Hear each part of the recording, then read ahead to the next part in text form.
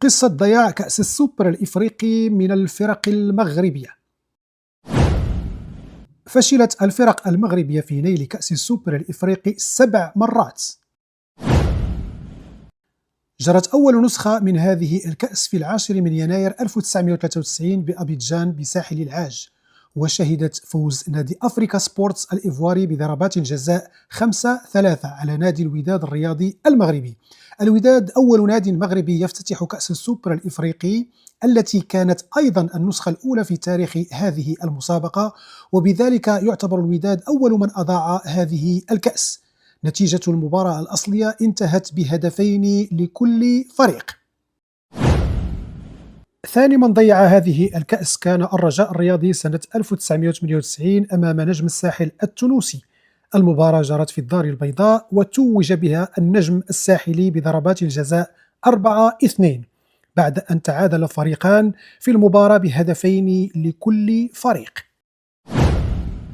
وضيع الوداد الرياضي للمرة الثانية اللقب سنة 2003 في القاهرة أمام الزمالك عندما خسر ب3 أهداف لهدف واحد.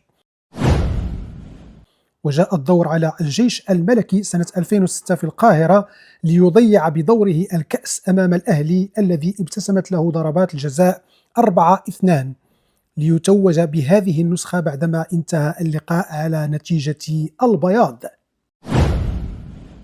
2011 ضيع الفتح الرباطي الفرصة أمام تيبي مازيمبي في لومومباشي في الكونغو الديمقراطية بضربات الجزاء 9-8 بعدما انتهى اللقاء بدون أهداف.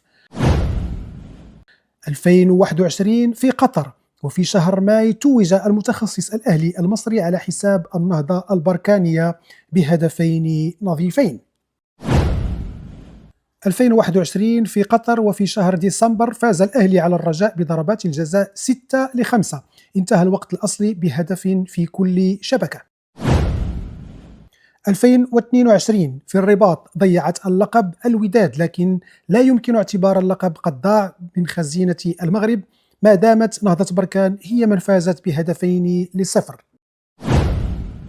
حسب الكاف، الموعد المبدئي لإقامة مباراة كأس السوبر الإفريقي المقبلة بين بيراميدز المصري ونهضة بركان سيكون شهر سبتمبر القادم.